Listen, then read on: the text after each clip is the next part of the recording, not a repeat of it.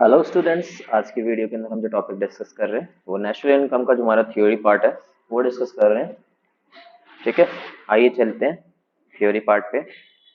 तो थ्योरी के अंदर हमें सबसे पहला जो कंसेप्ट होता है हमारा सर्कुलर फ्लो ऑफ इनकम होता है।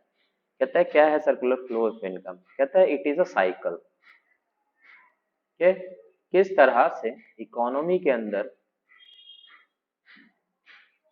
मनी का इनफ्लो होता है और किस तरह से मनी इकोनॉमी से आउटफ्लो होती है।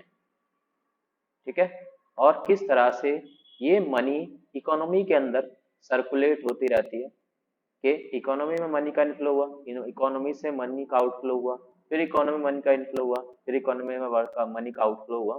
तो इस तरह की जो साइकिल होती है, जो कंटिन्यूअस प्रोसेस चलता रहता है, इस प्रोसेस को हम बोलते हैं सर्कुलर फ्लो ऑफ इनकम। तो आप वर्डिंग के थ्रू थोड़ा सा बात करते हैं। जैसे कि अगर मैं बात करूं, कहता है it refers to a cycle of generation of income, कि इनकम किस तरह से जनरेट हो रही है, कहाँ से? प्रोडक्शन प्रोसेस से। Then its distribution among the factor of production, and finally its circulation from household to the production unit in the form of consumption expenditure made by them on goods and services produced by these units। मतलब कहता है ये एक process है। Process किस तरह का process है कि प्रोडक्शन प्रोसेस से किस तरह से इनकम निकल के आई और उस इनकम को हमने फैक्टर ऑफ प्रोडक्शन में लगाया। फैक्टर ऑफ प्रोडक्शन में लगाया तो फैक्टर प्रोडक्शन से हमारे पास कुछ आउटपुट निकल के आया। उस आउटपुट पर कंज्यूमर ने, कंज्यूमर मतलब यहाँ पर ही हाउस होल्ड है, वो उस पर कुछ ना कुछ एक्सपेंडिचर करेंगे। एक्सपेंडिचर करेंगे, वो एक्सपेंडिचर प्रोडक्शन वालों के लिए फिर इनकम होगी। फिर वो प्रोडक्ट फैक्टर ऑफ प्रोडक्शन पे कुछ ना कुछ पैसा लगाएंगे, फिर आउटपुट जनरेट होगा, फिर उस पे लोग उसको खरीदेंगे, खरीदने से वो प्रोडक्शन की इनकम होगी। तो इस तरह का एक प्रोसेस चलता है। इस प्रोसेस को हम क्या बोलते हैं? Circular flow of income. अब इट इज नॉट कंपल्सरी कि यहाँ जो इनकम जनरेट होगी वो सिर्फ और सिर्फ प्रोडक्शन में जो लगे हैं सिर्फ उनकी इनकम जनरेट होगी। यहाँ जो इनकम जनरेट होती है वो दो पार्ट्स में होती है। इट कहता है इनकम जनरेट जो प्रोडक्शन करेगा प्रोड्यूसर, उसकी भी होगी, और जो यहाँ पे काम करेंगे, जो यहाँ पर पर्सन्स होते हैं हाउस होल्ड, वो, और जो यहाँ पर फैक्टर ऑफ प्रोडक्शन प्रोवाइड करा रहे हैं वो, उनकी भी इनकम जनरेट होगी। तो यहाँ पर पहले वन बाय वन हम क्या करते हैं, पहले वन बाय वन यहाँ पर देखते हैं कि यहाँ पर क्या क्या चीजें इंक्लूड होती है। तो कहता है सबसे पहले in production phase the firm produce goods and services with the help of production, with the help of factor services. जो प्रोडक्शन फेज होता है उसके अंदर क्या होता है, उसके अंदर जो प्रोड्यूसर होता है वो गुड्स और सर्विस को प्रोड्यूस करता है इसके हेल्प से, फैक्टर ऑफ प्रोडक्शन की हेल्प से। फैक्टर ऑफ प्रोडक्शन क्या हो सकते हैं? लैंड होगा, लेबर होगा, लॉ रॉ मटेरियल होगा। ठीक है, रॉ मटेरियल होने वाला, कैपिटल होने वाली, ये सारी चीजें हमारी फैक्टर ऑफ प्रोडक्शन होने वाली है। इनकम फेज में क्या होने वाला है? कहता है इनकम फेज के अंदर इनकम जनरेट होगी किसकी? कहता है इनकम जनरेट होगी हाउस होल्ड की। हाउस होल्ड की income generate as a rent के तौर पे होने वाली है। अगर लेबर है तो उसके लिए वेजेस के तौर पे, कैपिटल लगाया तो उस पर इंटरेस्ट के तौर पर, और जो माल बेचा तो उसका प्रॉफिट के तौर पर। तो क्या होने वाला है? From firms to household. ठीक है, एक्सपेंडिचर के अंदर क्या होता है? कहता है प्रोडक्शन प्रोसेस से जो आउटपुट निकल के आएगा, वो जो आउटपुट निकल के आएगा उस आउटपुट को कंज्यूम करेंगे कंज्यूमर, और कंज्यूम करने के लिए उस पर जो अपना पैसा खर्च करेंगे वो हमारा एक्सपेंडिचर फेस होता है। ठीक है, आगे बढ़ते हैं। तो यहाँ पर जैसे कि मैंने आपको सारा बताया कि फैक्टर प्रोडक्शन में क्या आता है, फैक्टर पेमेंट में क्या आता है, हाउस होल्ड में क्या है। हाउस होल्ड किस पर्सन को बोलते हैं? कहता है हाउस होल्ड या तो प्रोड्यूसर को बोलेंगे, या तो अगर कंज्यूमर है तो कंज्यूमर जो उस पे अपना इनकम इन्वेस्ट कर रहा है उसे हम हाउस होल्ड बोलेंगे। और अगर प्रोड्यूसर है तो जो अपनी इनकम खर्च करके, जो अपनी इनकम खर्च करके उसमें पैसा लगा रहा है, फैक्टर प्रोडक्शन पे पैसा लगा रहा है। ठीक है, आगे बढ़ते हैं। कहता है सर्कुलर फ्लो दो तरह से आपको देखने को मिलेगा। सर्कुलर फ्लो दो तरह का होता है, एक होता है रियल फ्लो और एक होता है मनी फ्लो। रियल फ्लो में सिर्फ और सिर्फ आउटपुट का ही फ्लो देखा जाता है, जिसको हम फिजिकल फ्लो के नाम से जानते हैं। आउटपुट का फ्लो मतलब कहता है भाई वो लगाया, क्या कहते हैं इसे, हाँ रॉ मटेरियल लगाया, रॉ मटेरियल लगाने से कोई प्रोडक्ट निकल के आया। रॉ मटेरियल कौन लगाएगा, कहता है रॉ मटेरियल फर्म लगाएगी। रॉ मटेरियल लगाने के बाद प्रोडक्ट निकल के आया, वो हाउस होल्ड के पास जाएगा, हाउस होल्ड के पास जाएगा, फिर हाउस होल्ड, ठीक है। तो यहाँ पर क्या है कि हाउस होल्ड फैक्टर सर्विस देता है फर्म को, और फर्म गुड्स एंड सर्विस देता है किसको, हाउस होल्ड को। तो इस तरह का जो फ्लो चल रहा है कि दो तरह के पर्सन है यहाँ पे, एक हाउस होल्ड है और एक फर्म है। फर्म क्या देगा, फर्म फैक्टर देता है, लैंड दे दी, लेबर दे दिया, रॉ मटेरियल दे दिया, और फर्म उस लैंड लेबर रॉ मटेरियल का यूज करके आउटपुट जनरेट करेगी। आउटपुट किसके पास जाएगा, हाउस होल्ड के पास जाएगा। तो ये एक फ्लो चल रहा है, इसके अंदर जितनी भी बात की जाती है, कहता है इसके अंदर फिजिकल थिंग के बारे में बात की जाती है, फैक्टर गुड्स की बात कर लो या सर्विसेज की बात कर लो। दूसरा होता है मनी फ्लो। मनी फ्लो के अंदर क्या होता है, कहता है जब हाउस होल्ड फर्म को फैक्टर्स देगा तो उसके बदले फर्म क्या देगा, इसको फैक्टर इनकम देगा। क्या देगा, फैक्टर इनकम। और फर्म जब हाउस होल्ड का आउटपुट देगा तो इसके बदले वो फर्म को क्या देगा, इनकम देगा एज अ प्रॉफिट के तौर पर, ठीक है। तो ये भी एक तरह का फ्लो है। तो इस तरह के फ्लो को हम मनी फ्लो बोलते हैं, ठीक है। अब बात करते हैं कि आपको 12th क्लास के अंदर जो सर्कुलर फ्लो पढ़ना है वो कौन से सेक्टर में पढ़ना है। कहता है यहाँ जो आपका सर्कुलर फ्लो होगा वो 2 सेक्टर में भी होगा, 3 सेक्टर में भी होगा, बट आपका जो सिलेबस में है वो सिर्फ 2 सेक्टर में है। तो 2 सेक्टर में कौन कौन सा, कहता है 2 सेक्टर में भी होता है, 3 सेक्टर में भी होता है। तो 2 सेक्टर में सिर्फ और सिर्फ हाउस होल्ड और फर्म आता है, और 3 सेक्टर के अंदर हाउस होल्ड फर्म के साथ आपका एफएम आ जाता है, फाइनेंशियल मैनेजमेंट आ जाता है। एफएम के अंदर यहाँ पर आपके बैंक्स वगैरह हो जाते हैं, तो ये सारी चीजें होती है, तो वो इंक्लूड नहीं है। कहता है 2 सेक्टर इकोनॉमी के अंदर हम ये अज्यूम करके चलते हैं, अज्यूम ये करके चलते हैं कि फर्म के पास जितना भी फैक्टर्स आ रहा है वो सारा का सारा यूज करेगा, और कंज्यूम हाउस होल्ड के पास जितनी भी इनकम आ रही है वो सारी की सारी एक्सपेंडिचर कर देगी। ये चीज हम अज्यूम करके चलते हैं। तो कहता है 2 सेक्टर इकोनॉमी के अंदर हमारा काम क्या होता है, कहता है 2 सेक्टर इकोनॉमी में क्या होता है कि हाउस होल्ड क्या करते हैं, हाउस होल्ड फर्म को factor services sorry factor services देता है। फैक्टर सर्विसेज का मतलब लैंड देता है, लेबर देता है। तो ये फर्म के पास जाती है, और फर्म उसके बदले क्या करेगा, फैक्टर पेमेंट देगा हाउस होल्ड को, ठीक है। आ, हम है हमने जैसे ओनर है, कोई घर का ओनर है, तो उसने अपनी जमीन दी, तो जमीन प्रोड्यूसर को दे दी, तो प्रोड्यूसर ने उस जमीन का यूज किया, यूज करने के बाद उस जमीन के बदले वो क्या देगा, रेंट देगा। तो ये प्रोसेस कंटिन्यू चलता जाएगा चलता जाएगा। इसके बाद क्या होता है कि फर्म वहां पर काम करता है, तो काम करने के बाद वो गुड्स एंड सर्विसेज प्रोड्यूस करता है, और गुड्स एंड सर्विसेज किसके पास जाएगी, हाउस होल्ड के पास जाएगी। और हाउस होल्ड क्या करेगा, हाउस होल्ड उसके बदले कंजम्पशन एक्सपेंडिचर करेगा। तो इसको हम बोलते हैं फैक्टर सर्विस के बदले फैक्टर पेमेंट मिलती है, और गुड्स एंड सर्विसेज के बदले कंजम्पशन मिलती है। और ये प्रोसेस जब कंटिन्यूसली चलता रहता है तो इस प्रोसेस को हम क्या बोलते हैं, circular flow of income in 2 sector economy. बाकी यहाँ पे 3 सेक्टर इकोनॉमी का भी मैंने थोड़ा सा पार्ट बता रखा है, तो 3 सेक्टर इकोनॉमी को आप स्वयं पढ़ लीजिए, ज्यादा फायदे भी रहोगे। स्टोकर फ्लो का मैंने आपको ऑलरेडी बता दिया था लास्ट क्लास के अंदर। अब बात करते हैं लीकेज और इंजेक्शन। तो भाई सिंपल सी बात है, कहता है लीकेज का मतलब क्या होता है। जैसे फॉर एग्जांपल मैं एक पानी की टंकी की बात कर रहा हूँ, तो पानी की टंकी में अगर लीकेज होता है तो लीकेज होने से क्या होता है, पानी बाहर आता है, तो हम ये बोल सकते हैं आउटफ्लो होता है, ठीक है। और इंजेक्शन की बात करते हैं तो कहता है नॉर्मली इंजेक्शन को इंजेक्शन वर्ड से ही यूज करो। तो कहता है अगर हम इंजेक्शन की बात करें तो इंजेक्शन जब किसी को लगता है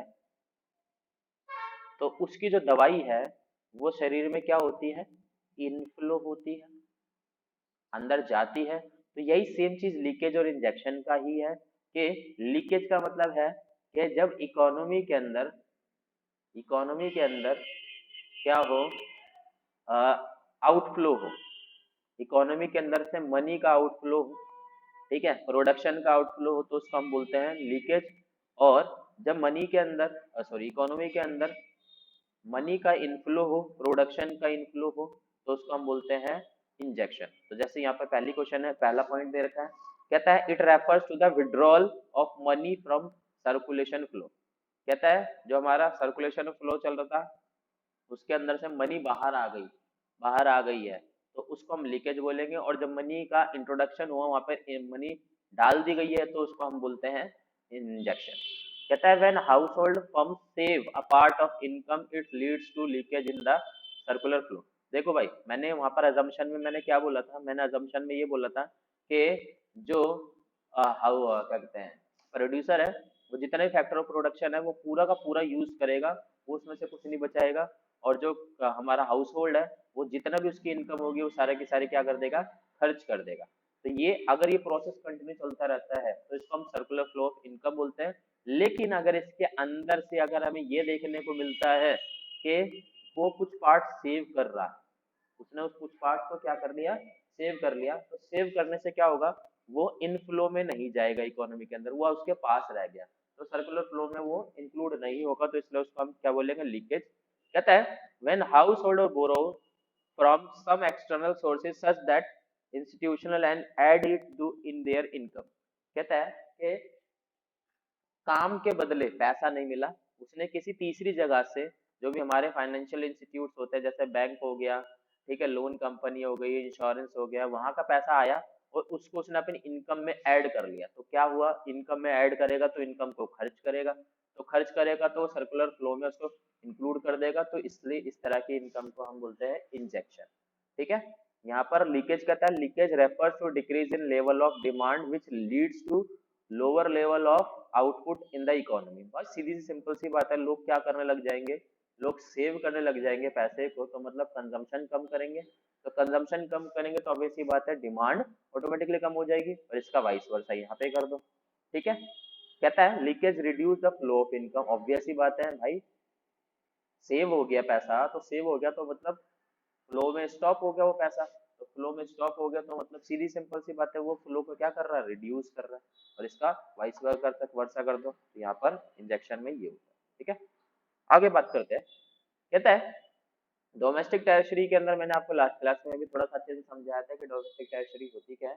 तो भाई डोमेस्टिक टेरिटरी के लिए सिंपल से आपको एक ही चीज याद रखना है, परमानेंट, आपको कोई दिक्कत नहीं आने वाली। कहता है जहां हमारे देश का क्या लगता है, कानून लगता है, हमारे देश का जो भी कॉन्स्टिट्यूशन है वो कॉन्स्टिट्यूशन लगेगा, जहां जहां लगेगा वो सारा का सारा हमारा डोमेस्टिक टेरिटरी के अंदर आता है। तो कहता है कि इसके अंदर क्या क्या चीजें, मैंने आपको याद करो, मैंने आपको बताया था जितने भी शिप्स एयरक्राफ्ट वगैरह दो देशों के बीच में चल रहे हैं और हमारे देश का चल रहा है, तो सारा का सारा हमारी क्या होगा, बाउंड्री डोमेस्टिक टेरिटरी के अंदर आएगा।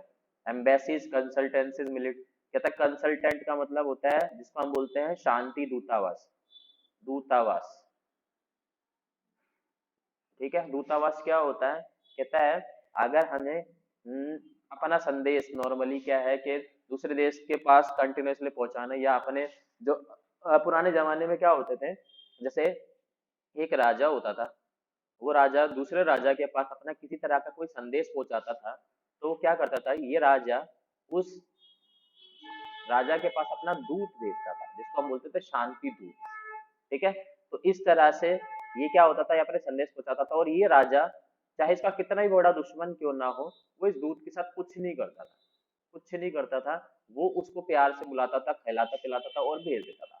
तो इस तरह का प्रोसेस जो होता था वो दूत लोग करते थे। तो इसी तरह से क्या होता है, नॉर्मली दूतावास के अंदर भी यही होता है कि हमारे जो शांति दूत होते हैं, शांति का प्रतीक मतलब एक दूसरे में हमारी कोई भी अच्छी इंफॉर्मेशन है जो वहां तक उनके पास संदेश लेके जाने या कुछ करना है डायरेक्ट, तो हम डायरेक्ट एक प्रधानमंत्री दूसरे प्रधानमंत्री को कॉल नहीं करेगा, तो वो क्या होगा, वो हम एक सेंटर बना के रखते हैं हर देश के अंदर, दूसरे देश के लोग जो हमारी बातों को एक मतलब उसके देश की बातों को हमारे देश तक पहुंचाए। इसके अलावा कहता है मिलिट्री स्टेबलाइजमेंट्स। कहता है हर देश की बाउंड्री पर, कहता है अगर हमारे जैसा सपोज करो कि हम कुछ काम है हमारा, जैसे फॉर एग्जांपल हमारी एम्बेसीज है, तो उस एम्बेसीज के अंदर हमारे मिलिट्री मिलिट्री के पर्सन्स रखे जाएंगे, ताकि वो क्या है वहाँ पर उनको सिक्योरिटी प्रोवाइड कर सके। तो वहाँ पर वो जो भी अपना टेंट वगैरह बनाते हैं या जो भी है, वो भाई दोनों देशों की परमिशन के बिहाफ पर ही बनता है। तो इस तरह के जितने भी मिलिट्री एस्टेब्लिशमेंट्स होते हैं, चाहे वो हमारे विद इन द कंट्री हो या पूरे अब्रोड में कहीं पर भी हो, तो वो सारा का सारा वहाँ पर हर जगह पर हमारे देश का ही कानून लगने वाला है। तो इसलिए उन सभी को हम क्या बोलते हैं, अपनी डोमेस्टिक टेरिटरी में काउंट करते हैं। और उसके बाद मैंने आपको क्या बताया था, समुद्रों के अंदर जितने भी चाहे नेचुरल गैस निकालो, चाहे ऑयल निकालो, चाहे फिश करो, फिश निकाल लेता है, ठीक है, वो इंटरनेशनल वाटर के अंदर कहीं पर भी निकाला जाए तो वो सारा का सारा हमारा डोमेस्टिक टेरिटरी में काउंट होता है। उसके बाद मैंने आपको ये भी बताया था कि डोमेस्टिक टेरिटरी में काउंट क्या नहीं होता, तो भाई सीधी सिंपल सी बात है, जहां पर हमारा देश का कानून नहीं लगेगा। जैसा हमारे देश के अंदर किसी दूसरे देश की एम्बेसी है, तो उसके अंदर उस देश का कानून लगेगा। हमारे देश के अंदर दूसरे देश का दूतावास है, तो उसका कानून लगेगा। मिलिट्री स्टेबलाइजमेंट करेंगे तो उसमें उसका कानून लगेगा। कहता है जीवन में तो वर्ल्ड का कानून लगेगा, डब्ल्यूएचओ में वर्ल्ड का कानून लगेगा, ठीक है। तो चाहे ये हमारे देश के अंदर ही क्यों ना हो, बट ये हमारी डोमेस्टिक टेरिटरी में काउंट नहीं होंगे, ठीक है। नॉर्मल रेसिडेंट के लिए तो मैंने सिंपल सा आपको बता दिया था, तो वही सारी चीजें नॉर्मल रेसिडेंट के अंदर आती है, ठीक है। सिटीजन का बारे में भी मैंने आपको थोड़ा बहुत बताया था, फैक्टर इनकम, ट्रांसफर इनकम के बारे में भी बताया था, फाइनल गुड, इंटरमीडिएट गुड के बारे में भी बता दिया था मैंने आपको, ठीक है। कंजम्पशन गुड, कैपिटल गुड के बारे में बता दिया था। तो ये एक बार थोड़ा सा रीड कर लीजिएगा केयरफुली, तो आपको ज्यादा बेनिफिट रहेगा। अब इसके बाद बात करते हैं, कहता है ग्रॉस वैल्यू और नेट वैल्यू। कहता है ये आपका बहुत ज्यादा काम में आने वाले आगे वाले टाइम, आगे क्वेश्चन जो आने वाले हैं उसके अंदर। कहता है ग्रोस वैल्यू सिंपल सी भाषा में कहता है स्टार्टिंग में किसी भी एक पर्टिकुलर चीज की क्या वैल्यू थी। जैसा फॉर एग्जांपल यहाँ पर मैंने एक छोटा सा एग्जांपल ले रखा है, यहाँ पर मेरे पास मोबाइल है, तो उसी मोबाइल का एग्जांपल हमने यहाँ पे डाला हुआ है। तो कहता है कि मैंने जब मोबाइल लिया था, ठीक है, या फिर मैंने रमेश का नाम लिखा हुआ है यहाँ पे, तो कहता है 2 साल पहले रमेश ने जब ये Redmi Note 5 Pro लिया था, वैसे तो मेरे पास Note 7 Pro है, यहाँ पे Note 5 Pro लिखा हुआ है मैंने, ठीक है। तो 2 साल पहले रमेश ने जब Note 5 Pro लिया था तो उसकी कीमत थी 15,000 रुपये, ठीक है। तो जिस टाइम पे उसने लिया था तो उसकी स्टार्टिंग जो प्राइस था, उस स्टार्टिंग प्राइस को हम ग्रॉस वैल्यू बोलते हैं। कहता आज उसने वो फोन को 8,000 रुपये में बेच दिया। आज उसने क्या किया, उस फोन को 8,000 में बेच दिया। तो मतलब उसकी जो करंट प्राइस था, वो करंट प्राइस जो है वो इसका 8,000 रुपये है।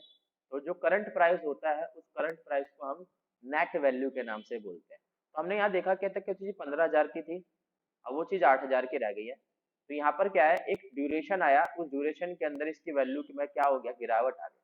तो जो गिरावट आती है, इस गिरावट को हम डेप्रिसिएशन बोलते हैं। क्या बोलते हैं, डेप्रिसिएशन बोलते हैं। कहता है जब हम कोई भी चीज को कंटिन्यूस यूज करते हैं, तो कंटिन्यूस यूज करने से उसके वैल्यू में कुछ ना कुछ गिरावट आती है, उसके प्राइस में कुछ ना कुछ गिरावट आती है। उस गिरावट को हम डेप्रिसिएशन के नाम से जानते हैं। जैसे यहाँ पर 15,000 की चीज 8,000 की रह गई है, तो यहाँ जो 7,000 का जो डिफरेंस आया है, इसको हम डेप्रिसिएशन बोलते हैं। इसके बाद कहता है ये आपका फॉर्मूला है, बहुत काम का फॉर्मूला है, कि ग्रॉस से नेट पे कैसे जाते हैं, नेट से ग्रॉस पे कैसे जाते हैं। तो भाई ग्रॉस के अंदर आपको क्या करना है, कहता है ग्रॉस के अंदर अगर डेप्रिसिएशन माइनस कर दोगे तो नेट आ जाएगा, और नेट में डेप्रिसिएशन ऐड कर दोगे तो ग्रॉस आ जाएगा। तो ये सारी चीजें आपको याद रखनी है, तो इसको याद रखें, ठीक है। बाकी मैं आपको एक रिकॉर्डिंग सेंड करूंगा, तो इस रिकॉर्डिंग से आपकी सारी चीजें जो है याद रखने में ज्यादा हेल्पफुल होगी। तो इसी तरह से कहता है इनडायरेक्ट टैक्स के बारे में बताया था, सब्सिडी के बारे में बताया था मैंने। अब हम बात करते हैं फैक्टर कॉस्ट और मार्केट कॉस्ट की बाद में बात करते हैं। कहता है फैक्टर कॉस्ट का मतलब सिंपल सी बात है कि जब कोई भी चीज उस बनती है, तो उसके अंदर टोटल कॉस्ट कितनी लगी। जैसे फॉर एग्जांपल कोई एक प्रोडक्ट बनाया, जैसे बिस्किट का पैकेट बना, ठीक है, एक बिस्किट का पैकेट बनाने के लिए 2 रुपए का आटा लगा, ठीक है, 2 रुपए की चीनी लगी, ठीक है, और उसके बाद लेबर जो है, लेबर चार्ज उस पर 2 रुपए लगा। इस तरह से करके टोटल 6 रुपए में ये बिस्किट हो गया तैयार। तो इस बिस्किट को बनाने के लिए इस पे कितना फैक्टर ऑफ प्रोडक्शन लगा, ठीक है, फैक्टर ऑफ कॉस्ट लगी, फैक्टर कॉस्ट, इसको बनाने में कितनी कॉस्ट लगी, उस कॉस्ट को हम बोलते हैं फैक्टर कॉस्ट। तो इसके बाद कहता है मार्केट प्राइस। कहता है जरूरी नहीं है कि जितने रुपए की चीज है उतने रुपए ही मार्केट में जाके उतने रुपए की बिक जाएगी। तो अगर उतने रुपए की ही बिक जाएगी, तो उस कंडीशन में प्रोड्यूसर को तो किसी तरह का फायदा नहीं होगा। तो कहता है मार्केट में वो कितने रुपए की वो चीज बिकेगी, कितने रुपए में वो चीज बिकी, उसको हम मार्केट प्राइस बोलते हैं। जैसे आप एमआरपी लिखा होता है उनपे, तो जो एमआरपी होता है वो एमआरपी कॉस्ट प्लस प्रॉफिट का कॉम्बिनेशन होता है, ठीक है। अब उसके अंदर क्या होता है, जो प्रॉफिट होता है वो मैक्सिमम प्रॉफिट होता है। अब वहां पर क्या होता है कि जो रिटेलर होता है तो उनको छूट होती है कि वो उस मार्केट प्राइस पे कितना वो कंसेशन देना चाहते हैं, कितना कंसेशन नहीं देना चाहते, ठीक है। तो यहाँ पर क्या होता है, यहाँ पर एक फॉर्मूला होता है हमारे पास फैक्टर कॉस्ट से मार्केट प्राइस निकालने के लिए या मार्केट प्राइस से फैक्टर कॉस्ट निकालने के लिए। तो यहाँ पर कहता है फैक्टर प्राइस से मार्केट प्राइस निकालने के लिए हमें क्या करना होता है, हमें एनआईटी को ऐड करना होता है, और मार्केट प्राइस से फैक्टर कॉस्ट पे जाने के लिए हमें एनआईटी को माइनस करना होता है, ठीक है।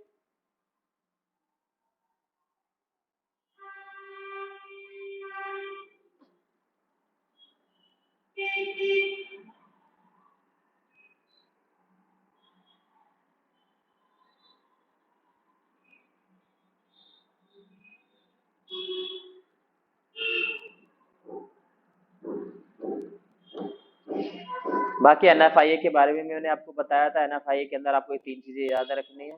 कहता पॉजिटिव कब होगा, नेगेटिव कब होगा, जीरो कब होगा, तो ये रीड जरूर कर लीजिएगा। कंपोनेंट ऑफ एनएफआईए के अंदर कहता है, ये कंपोनेंट ऑफ एनएफआईए आप याद रखें, क्यों, क्योंकि जिसके बिहाफ पे आपका 1 मार्कर क्वेश्चन बन सकता है, ठीक है। इसके बाद कहता है ये सारी छोटी छोटी चीजें हैं जिसके अंदर आपको क्या याद रखना है, ये चीज मैंने आपको बताई। ये चीज कहता है नेट से डोमेस्टिक क्या कहता है, डोमेस्टिक से नेशनल जाने के लिए, नेशनल से डोमेस्टिक जाने के लिए भी मैंने आपको चीजें बताई थी, ठीक है। उसके बाद आपको क्या याद रखना होता है, कहता है आपको डोमेस्टिक इनकम किसको बोलते हैं, नेशनल इनकम किसको बोलते हैं। तो कहता है एनडीपीएफसी को हम डोमेस्टिक इनकम बोलते हैं, एनएनपीएफसी को हम नेशनल इनकम बोलते हैं। तो आपको जो मैं एक कंसेप्ट जो मैं आपको एक रिकॉर्डिंग सेंड करूंगा, रिकॉर्डिंग का लिंक मैं शेयर कर दूंगा, उस रिकॉर्डिंग के लिंक से आपको ये थोड़ी चीजें और अच्छे से क्लियर हो जाएंगे। बाकी नेट इसमें आपको चीजें दे रखी है।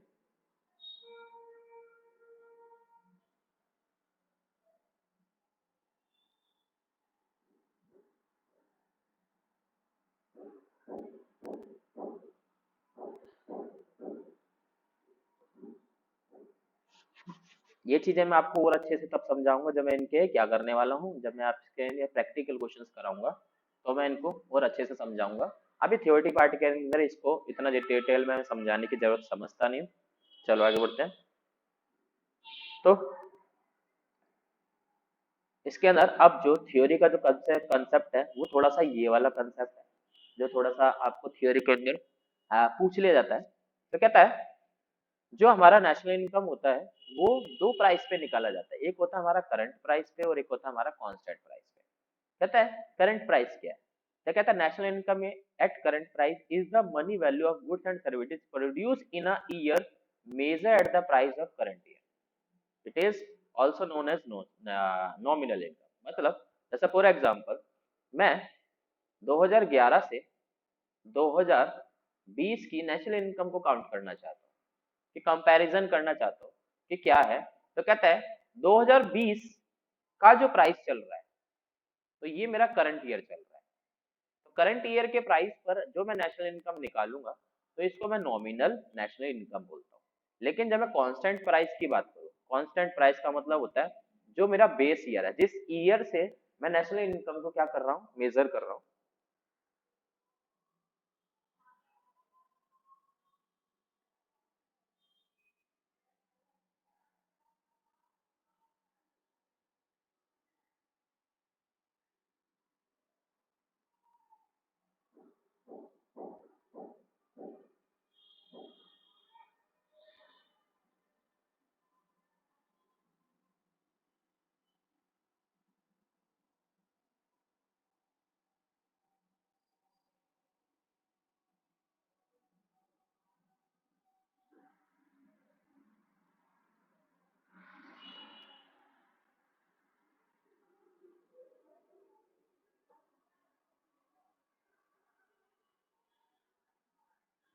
ठीक है गाइस, तो उसके बाद कहता है यहाँ पर एक और कंसेप्ट आता है जिसको हम बोलते हैं प्राइस इंडेक्स। ये आप क्लास 11th के अंदर ऑलरेडी पढ़ चुके हो। प्राइस इंडेक्स क्या होता है, कहता है प्राइस इंडेक्स जब हम किसी बेस ईयर से करंट ईयर की इनकम को काउंट करते हैं या प्राइस को काउंट करते हैं कि प्राइस इन्फ्लेशन हुआ, प्राइस डिफ्लेशन हुआ।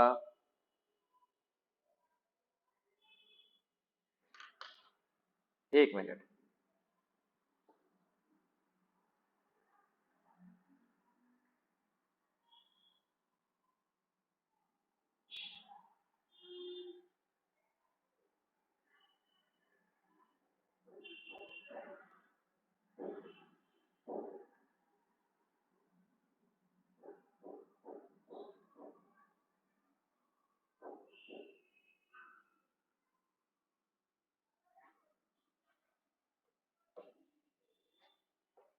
तो जैसा कि मैंने आपको बताया कि प्राइस इंडेक्स क्या होता है, कहता है बेस ईयर से करंट ईयर के प्राइस को कंपेयर करना।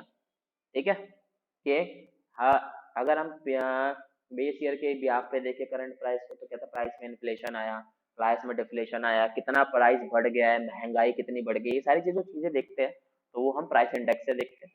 तो कहता है अगर आपको कांस्टेंट प्राइस निकालना है, national income at constant price निकालना है, तो उसके लिए आप क्या कर सकते हो कि national income eight current price और प्राइस इंडेक्स हमेशा पर्टिकुलरली उसी देश उसी ईयर के हिसाब से होता है।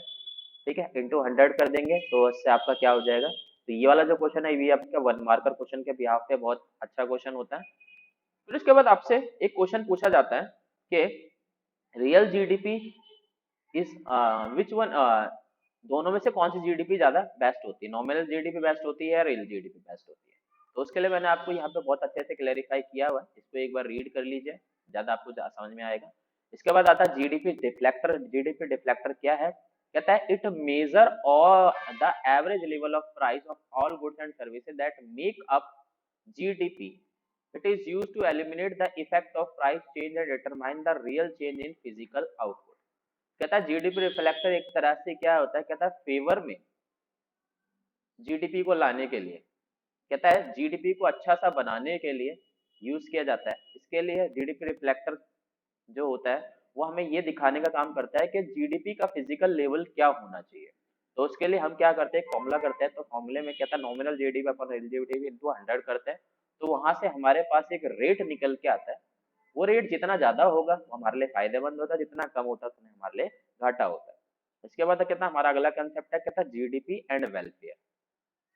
कहता है generally GDP present the picture of entire economic system but it is not satisfy measure of economic welfare. बहुत से लोग कहते हैं कि जीडीपी और वेलफेयर दोनों सेम होते हैं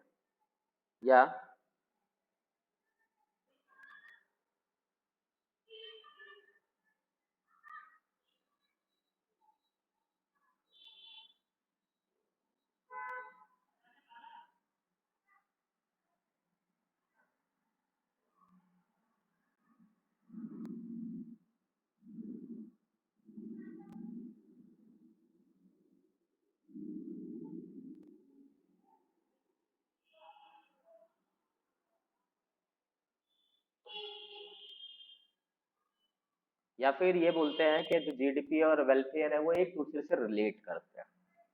कहता है बहुत से लोग ये कहते हैं कि जिस देश की जीडीपी ज्यादा होगी उसका वेलफेयर भी ज्यादा होगा, या फिर ये बोलते हैं कि जिस देश की जीडीपी कम होगी तो उसका वेलफेयर भी कम होगा। तो इसका मतलब होता है कि ये एक दूसरे से रिलेट करते हैं। बट रियलिटी क्या होती है, रियलिटी ये है कि ये दोनों एक दूसरे से रिलेट नहीं करते हैं। कैसे बात करते हैं, कहता है फर्स्ट पॉइंट की अगर बात करें, कहता है डिस्ट्रीब्यूशन ऑफ जीडीपी। कहता है एन इंक्रीज इन जीडीपी में due to increase in production of any one sector. कहता है it may be primary sector, it may be secondary sector और it may be tertiary sector. कहता है किसी एक सेक्टर के अंदर बहुत ज्यादा ग्रोथ हो जाए और बाकी दो सेक्टर पे ग्रोथ ना हो तो भी जीडीपी हमारी बढ़ सकती है। लेकिन इसका मतलब क्या ये हुआ कि इन दोनों का भी वेलफेयर हुआ, क्या इन दोनों की भी ग्रोथ हुई? कहता है नहीं, पॉसिबल नहीं है। तो कहता है it may possible that improvement is not associate with economic welfare, के ये जीडीपी में तो इंक्रीजमेंट दिखा रहा है, बट इन दोनों में किसी तरह का फोकस नहीं किया गया, क्योंकि अगर इन दोनों पे भी ठीक से फोकस किया जाता तो इनमें भी ग्रोथ होना पॉसिबल था। लेकिन यहाँ पर इन दोनों में फोकस नहीं किया गया, सिर्फ प्राइमरी सेक्टर पे ही फोकस किया गया, इसलिए यहाँ पर इसका प्रोडक्शन लेवल बहुत ज्यादा हाई हो रहा है। तो इसलिए हम बोलते हैं कि डिस्ट्रीब्यूशन ऑफ जीडीपी, कहता है जीडीपी इंक्रीज होने से जरूरी नहीं कि हमारी इकोनॉमिक वेलफेयर भी इंक्रीज होगा। दूसरा कहता है चेंज इन प्राइस।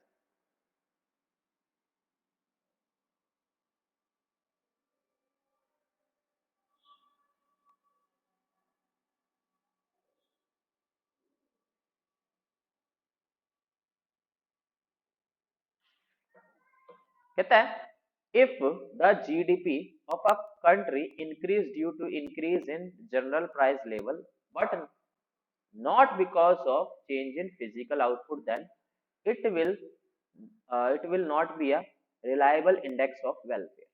मतलब कहता है कि चेंज इन प्राइस, मतलब कहता है सपोज इन्फ्लेशन की सिचुएशन क्रिएट हो रही है, इन्फ्लेशन की सिचुएशन क्रिएट हो रही है, तो इन्फ्लेशन की सिचुएशन की वजह से हमारा जो प्राइस होगा वो बढ़ जाएगा। अब एक बार बताओ, इन्फ्लेशन की सिचुएशन से हमारा जो प्राइस बढ़ रहा है, तो प्राइस बढ़ने से जो पुअर पर्सन है उनके लिए किस बात का फायदा है, उनके लिए किस चीज का फायदा होने वाला है? उनके लिए तो बल्कि नुकसान होने वाला है, क्योंकि उनकी इनकम जो लेवल होती है वो कम होती है। अगर इन्फ्लेशन की सिचुएशन क्रिएट होती है तो इन्फ्लेशन की सिचुएशन क्रिएट होने से इनकी जो पेइंग कैपेसिटी है ये तो डाउन हो जाएगी। अब ये पेइंग कैपेसिटी डाउन हो गई है तो उस सिचुएशन में इनका तो वेलफेयर नहीं हो रहा। तो इसलिए हम बोलते हैं कि चेंज इन प्राइस की वजह से, अगर चेंज इन प्राइस की वजह से कहता है प्राइस बढ़ते हैं, प्राइस बढ़ते हैं तो उस सिचुएशन में जो पुअर पर्सन है उनके लिए नुकसान की बात होती है। तो इस वजह से भी हम बोल सकते हैं कि ये दोनों एक दूसरे से रिलेट नहीं करते हैं। कौन? जीडीपी और वेलफेयर। कहता है non monetary exchanges, it refers to those exchanges which are not meant for money making purpose, such as a housewife service, helping an old man, etc। कहता है बहुत सी ऐसी कंडीशंस होती है, बहुत सी ऐसे काम होते हैं जो जिसके बदले पैसा नहीं मिलता। ठीक है, अब जिसके बदले पैसा नहीं मिलता तो मतलब वो जीडीपी में काउंट भी नहीं होंगे।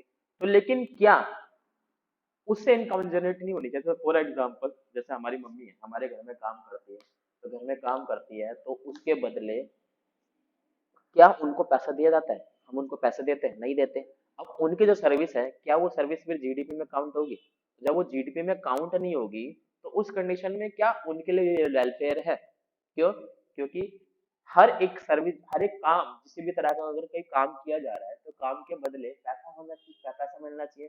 क्यों? क्योंकि मेहनत के बदले तो भाई पैसा होना जरूरी है। तो इस सिचुएशन में हमने यहाँ देखा कि यहाँ सर्विस तो दी जा रही है, यहाँ काम तो हो रहा है, लेकिन ये काम के बदले पैसा नहीं मिल रहा है। तो इस सिचुएशन में इसको जीडीपी में काउंट नहीं कर रहे हैं, तो कहते हैं ये वेलफेयर है? कहते नहीं, ये वेलफेयर नहीं। ठीक है, इसी तरह से आप ये दोनों पॉइंट्स भी रीड कीजिए। रीड करने से आपको ऑटोमेटिकली दिख जाएगा क्लियर कट कि किस तरह से जीडीपी और वेलफेयर एक दूसरे से रिलेट नहीं करते। इसके बाद कहता है ये वाला जो मैंने आप यहाँ पे टॉपिक लिखा है, ये टॉपिक के चांसेस लास्ट ईयर बहुत ज्यादा हुए थे और इससे रिलेटेड क्वेश्चन भी बना था। तो इसलिए ये टॉपिक को थोड़ा अच्छे से पढ़ना कि ग्रीन जीएनपी, ग्रीन जीएनपी का मतलब है कि नेचुरल रिसोर्सेस को बढ़ावा दिया जाए, नेचुरल रिसोर्सेस को बढ़ावा दिया जाए तो उससे क्या नेशनल इनकम इंक्रीज होगी। कहता है भाई किसी भी देश के पास जो रिसोर्सेज है, अगर वो उस रिसोर्सेज का प्रॉपर यूटिलाइजेशन करे, प्रॉपर यूटिलाइजेशन करे, अच्छे से उनको देख रेख करे, अच्छे से उनको यूज करे, ठीक है, तो उस कंडीशन में क्या होगा कि हमारे रिसोर्सेज जो है बहुत अच्छे से यूज होंगे। ठीक है, और हमारे जो नेचुरल रिसोर्सेज है उनको अगर ढंग से यूज किया जाए तो उससे वो इंक्रीज होंगे, ना कि वो डिक्रीज होंगे। तो कहता है ग्रीन जीएनपी बढ़ाने से, ग्रीन जीएनपी बढ़ाने का मतलब है कि नेचुरल रिसोर्सेज का ज्यादा यूज किया जाए जिससे हमारे एनवायरमेंट को किसी तरह का इफेक्ट ना पड़े। अब एनवायरमेंट को किसी तरह का इफेक्ट नहीं पड़ेगा तो हमारी हेल्थ अच्छी होगी, सब अच्छा होगा, तो उससे ऑटोमेटिकली हमारी जो क्या कहते हैं वर्किंग कैपेसिटी, या फिर हम ये बोल रहे हैं कि हमारा क्या कहते हैं उसे काम करने की क्षमता है, एफिशिएंसी लेवल है, वो ज्यादा लेवल में बढ़ेगा। ठीक है, तो उसके लिए कहता है it measure the national income और output adjust for the depletion of natural resources and degradation of environment.